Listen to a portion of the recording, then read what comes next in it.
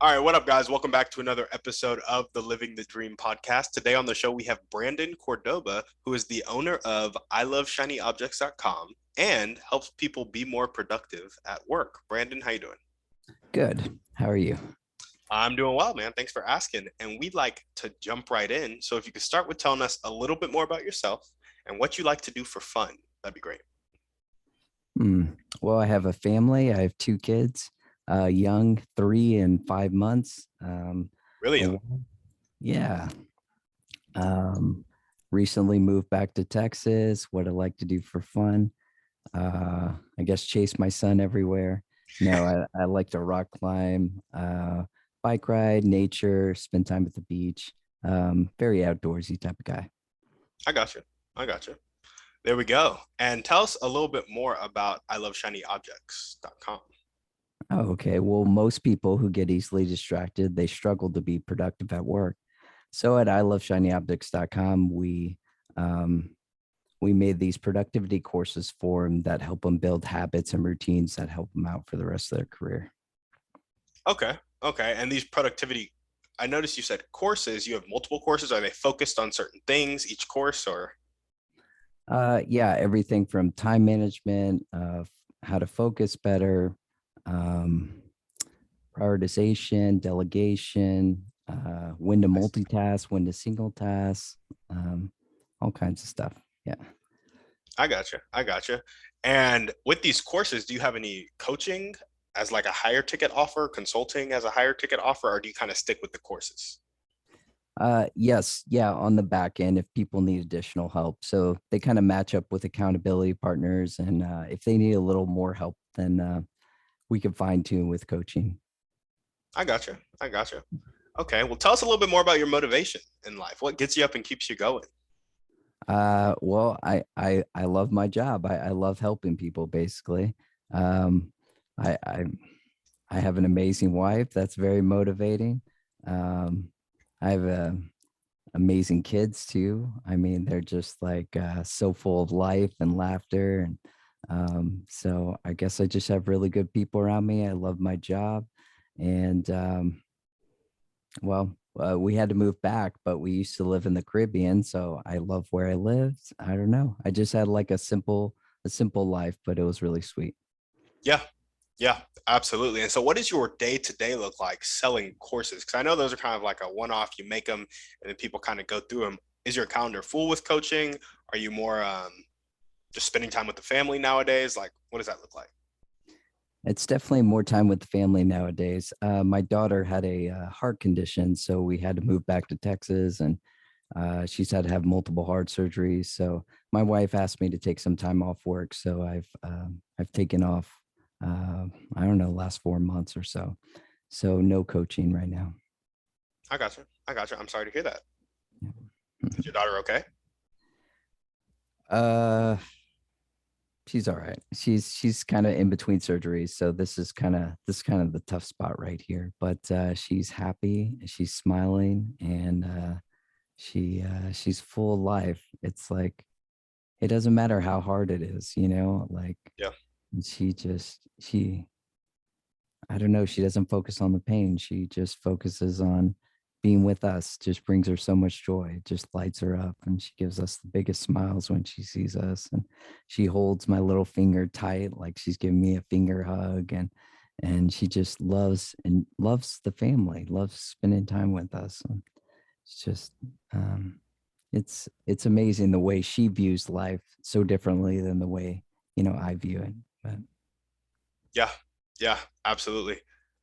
Do you think you were like that when you were a kid? And when do you think the shift happened?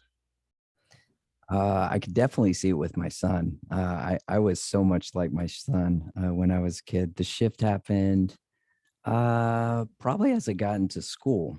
So kind of like first, second grade, I got into a lot of trouble. I was the class clown, and my dad was like a military dad, and he was pretty strict on me. A lot of spanking, a little excessive, but um, yeah, I guess all the strong spanking, if you will, kind of caused me to close in on myself. kind of become I was more of an extrovert, became very introverted, very shy. Uh, and I guess I wasn't who I naturally was because of fear, actually. So I got you. fear, fear of punishment. So So got to school, started being the class clown. Because of that, your dad kind of cracked down on you. And because of the spankings and the punishment, you kind of insulated your personality. And that's when the shift happened. I think so. Yeah. And also my love languages were words of affirmation and physical touch. And he used to, beat the crap out of me and cuss me out. So, and one time he told me I'd never amount to anything in my life and I should just kill myself. So, uh, yeah. So I just did whatever I could to feel loved because I didn't feel loved growing up. So, if that meant to be someone who I wasn't, I did it just to because I think we all have those basic needs when we're kids to feel loved, to feel safe, and to feel, secure and, um, I don't know, cared for. Just those very like basic emotions. I think all kids need to grow up healthy. So Yeah, yeah, no, absolutely. I think a similar shift happened for a lot of people coming into adulthood. I guess the question is, do you feel loved now? yes, I managed to marry an amazing wife, and my faith in God, I felt loved. I feel loved by God. I feel loved by my kids. Even when I screw up, they're just so forgiving, like my wife and my kids and God, and so much grace. And so, yes, I do. But it took decades. So, Yeah, yeah, absolutely. And do you think that the feeling of love from your family, from your wife, and from God, has that kind of brought you out of that fear and kind of helped you be the person you once were? Or are you still kind of, you think it's just a permanent shift? Talk to me about that a little bit. yes, definitely. Am I all the way there? As I look at my son, no, um, but I'm much farther along the path than I was for most of my life. So yeah, I think love does something that kind of dispels fear or like conquers fear, like dissolves fear. When you feel loved, um, and you love other people, um, like especially like family, you'll do anything for family. And so like if your kids, inside a burning building or something, you have no fear. You'll just run in there and save them because you love them so much, and that's all that matters. And so I think there's some connection between love and fear, and love somehow like dispels fear. Yeah, perfect love casts out fear. There we go. Yeah. I love it. I love it. Well, cool, man. Thank you for sharing all that. I don't think I usually go that deep on the podcast, but felt the need to ask you those questions. What was I gonna say? Oh, also thank you for sharing about your family. Wishing the best for you guys. Thank you so much. Yeah. Of course. Do you mind if I pray for you on the podcast right now? No, no, I would love any prayer. Can I have your daughter's name? Adelina. Adelina. Mm. Cool. Lord, I just wanted to thank you for Brandon and his vulnerability on the podcast today. And I just want to send good vibes their way. I ask that you be in their life and that they feel you in their life. And I pray for Adelina and her various heart surgeries, Lord. Just help her to recover and come back stronger than ever, Lord. And Jesus left his peace with us. And I pray that Brandon and his family feel that peace in this hard time and they feel the joy of your love. In your name I pray. Amen. Amen. Thank you. Yeah, of course, man. Well, awesome, Brandon. Now we're going to jump into your dreams and goals. So, what is your vision for your company and the rest of your life? Well, the vision for the company is to, um, I guess, help people uh, heal and help them to grow. But I guess the basic premise is to help them, I guess, be more productive in life so that they can spend that time doing the things that they they truly value in life, that they love the things that will leave an impact, you know, looking back on their life. And when they're gone, I guess the shiny objects that are the most shiny for them. So, um, so be more productive so that they could spend more time on the things they truly value in life. So, I gotcha. I gotcha. I love that. That's a nice little spin to productivity. It's not just to get more work done, it's to get more work done so you can spend time doing the stuff you really love to do. You can heal and you can grow. I like that. thank you. Awesome. Any other dreams or goals that you want to chat about, or is that kind of the main one? Um, Well, I had a dream about my family when I was like 15 Mhm. or 14, 15 years old. I had a dream of my wife and two kids, and I finally have that. So it took, well, I'm 40 now, so it took, I don't know, 25 years or something like that for that dream to happen. But it feels surreal, and it's I don't know, it's amazing. So, and then I also had a dream of moving to the Caribbean. I think that didn't happen till like 18 or 19.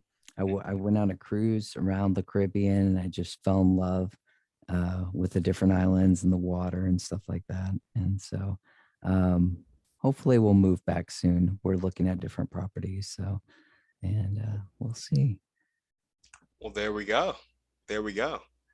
If there were one or two people that you can meet right now, and this could be a specific person or a type of person, and they'd really help you take the next step towards helping as many people be as productive as possible, who would this person be and how would they help you out? Oh, this person would help me out. So it's one or two people in the world that you can meet, and they're going to help you maximize how many people you can help be productive. Oh, uh, I think I would love to meet Elon Musk. I think he's very.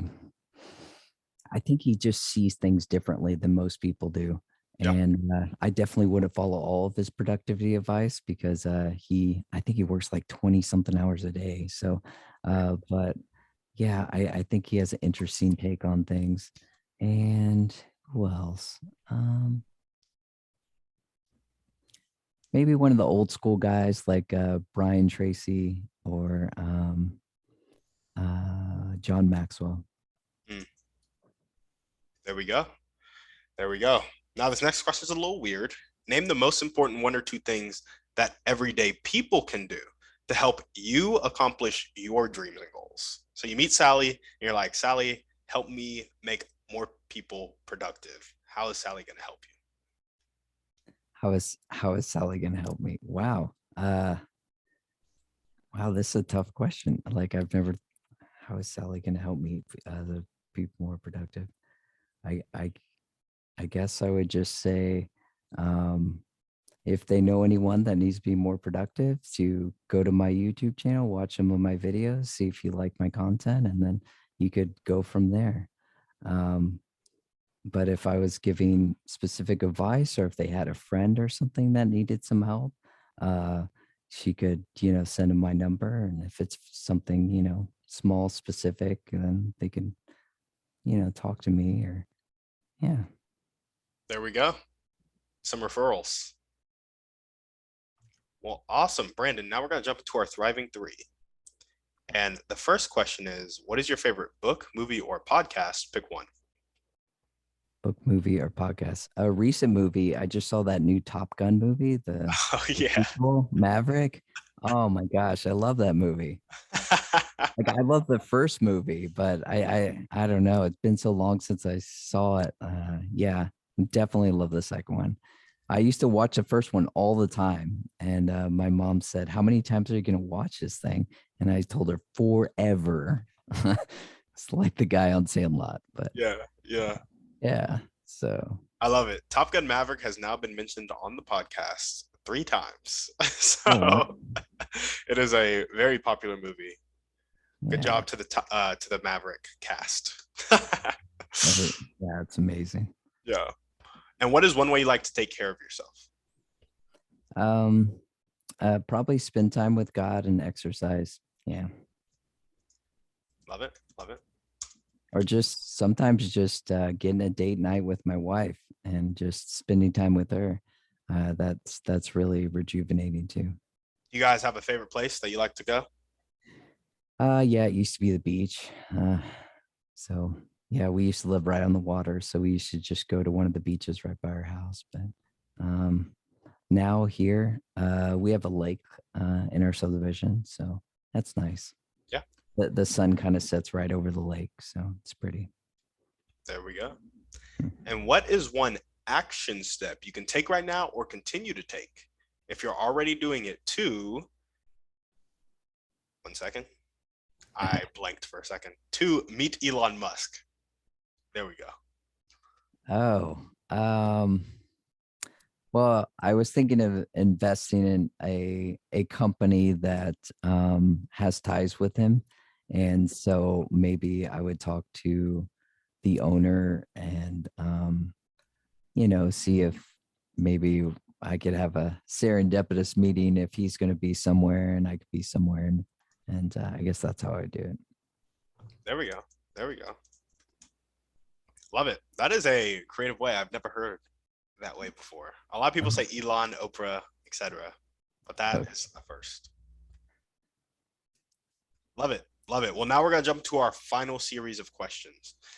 Okay. And so I didn't send these questions beforehand. They're kind of challenging questions. They require a lot of pretext, so stick with me. Also, if you don't have an answer, feel free to say, I don't know. Okay. So a lot of people have come on the podcast and they've said that the catalyst that helps people change from having a fixed mindset, not willing to accept help and not willing to accept change, to having a growth mindset, being willing to accept help and being willing to accept change. The catalyst that helps people make that switch is a personal choice that happens after either inspiration or desperation. Do you agree, disagree, have anything to add or subtract? Um, may we please pause it? It sounds like my wife might be burning something, or there might be a small fire in the kitchen. Gotcha. But I'll be And we're back. Brandon, everything okay? yes, everything's good. Thank All you. right. Glad to hear it. Glad to hear it. So the question was that a lot of people have come on the podcast and they've said that the catalyst that helps people change from having a fixed mindset, not willing to accept help and not willing to accept change, to having a growth mindset, being willing to accept help and being willing to accept change. The catalyst that helps people make that switch is a personal choice that happens after either extreme inspiration or extreme desperation. Do you agree, disagree, have anything to add or subtract? Yes, yeah, I think often there's something in life. Gosh, what did I used to call that? It's like a turning point. It's like a major turning point in life, either good or bad.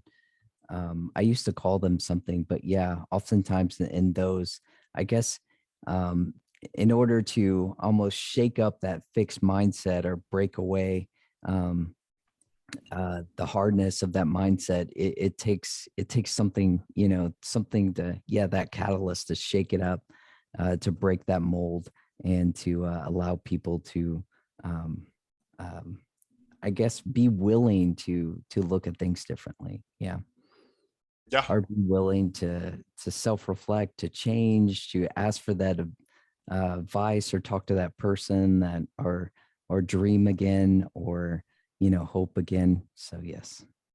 yeah, yeah, absolutely. Given that same amount of extreme inspiration or extreme desperation, why do you think some people make the choice to change and others don't? Oh my gosh, that's a huge question. Yeah. I don't know if I could come up with every variable. Mm,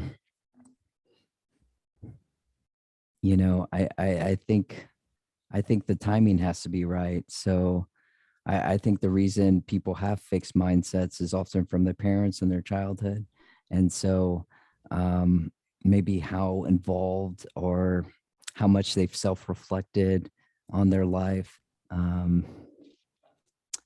I guess also how adventurous they are, has a thing to play in it. Yeah. Um, maybe how close they're still to their parents, or their siblings. That is a really good question and a really tough question. And I think there are many variables, and I cannot foresee all of them. But if someone just spends time with God, God will reveal those things in due time and help them, heal from those things and begin again. So, and often there's a waiting period, and the waiting's hard, but it's worth it in the end. Yeah, facts. I love that answer. Well, some people need a small amount of desperation or inspiration to change, and others need a larger, more consistent amount. What do you think establishes that threshold, and can it be influenced? Hmm. What established the threshold? I think it's some of the factors that we previously discussed. Kind of like environment, how close you are to your family, timing, self-reflection, all that good stuff. Mhm. Yeah. Um, maybe friends, culture, yeah, environment. Yeah, that plays into it. Um, Another thing I used to tell people when I coach with them is to go someplace different than you normally go, to Yeah. self-reflect, and that does something. It allows your mind to, I guess, see things it hasn't seen before.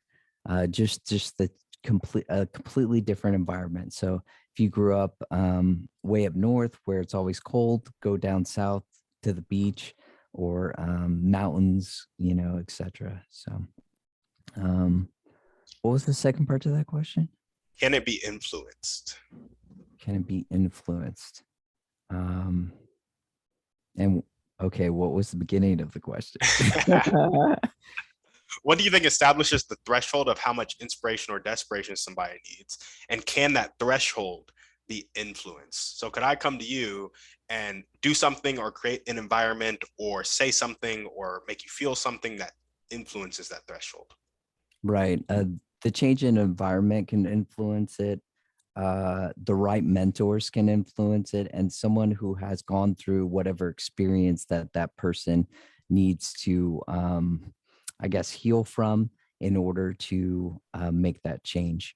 Those are all things that can lower thresholds. Of course, maybe counselors could do that, or consultants or coaches or people like that, close friends, just people who really care and can really empathize. I Yeah, think are all things, yeah, that could help. absolutely. And we got one last question for you. So for this question, keep in mind a person who has a really fixed mindset, they're not willing to accept help and they're not willing to accept change. Okay. In Atomic Habits by James Clear, he talks about the 4 laws of changing one's behavior. And the laws are to make it obvious, make it attractive, make it easy, and make it satisfying. With that context in mind, and the avatar I just told you to kind of keep in your head, how can we create an environment that makes it more obvious, more attractive, more easy, more satisfying for that avatar to make the choice that will change their life? Hmm. I think this also applies into, I guess, minimalism or in general, it's kind of like a popular thing.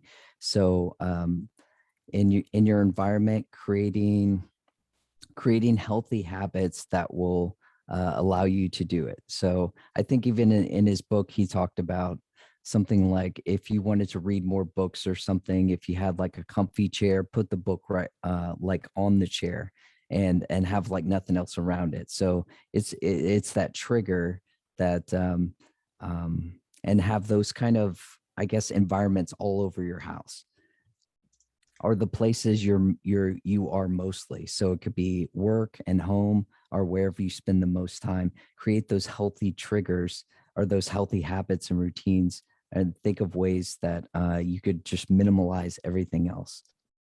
So there's only one focal point for each and every place. I think that's a pretty powerful strategy, and especially if that's where you spend the most time, then you'll constantly be reinforcing the good and not seeing the bad. So Yeah, yeah, absolutely. I love that. How do you think we can set up? So people's homes are one thing and people can set up their homes, but when they go out into society, it's another thing. And how do you think you and I and everybody listening to this podcast and hopefully eventually one day the world can create those triggers woven into society that make people lean towards changing their life for the better as opposed to what seems like the worst sometimes? Hmm. In society, wow. I think it's prayer. I think the things that you pray for end up changing you more than other people. And so I think the more you pray about certain things, the more you'll look for those things. And the more you'll see those things and the more God will help you with those things. So I think the answer there is prayer. Prayer changes things. Cool. Well, Brandon, that's all we got for you. Is there anything else you want to chat about before we sign off? Uh no, but man, those are tough questions. Jeez. Like I don't know, maybe I got 4 or 5 hours last night. And so she's been in the hospital for like 2 months. So I don't know, last 2 months or so, I've been getting barely any sleep. So you really put my brain to the test today. Yeah. I hope my answers were good enough for you. And you know, I'm not making a fool of myself because I'm so sleep deprived. So No, those are fantastic answers. I appreciate it. okay. Well, thank you so much, Tim. I really appreciate it. Of course, thanks for coming on the show. And guys, thank you for listening. If you're listening to this and you loved what Brandon had to say, you know somebody who needs some more productivity in their life, go ahead and send them Brandon's way. Go subscribe to the YouTube channel, share it. All the links to contact him will be down in the show notes. As we always ask, shoot this podcast over to 1 to 3 people you know need to hear this message. Go ahead and give us a 5-star review on iTunes, and we're out.